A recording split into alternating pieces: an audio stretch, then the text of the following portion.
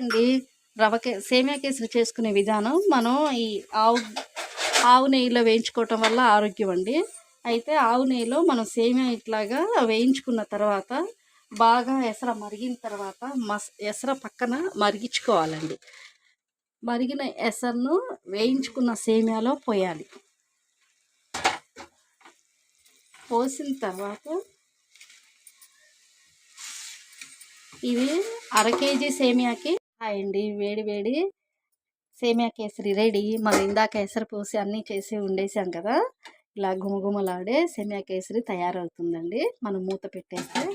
ఈ వీడియో నచ్చితే మీరు కూడా లైక్ చేయండి, షేర్ చేయండి, టేస్ట్ చేయండి, మీరు ట్రై చేయండి.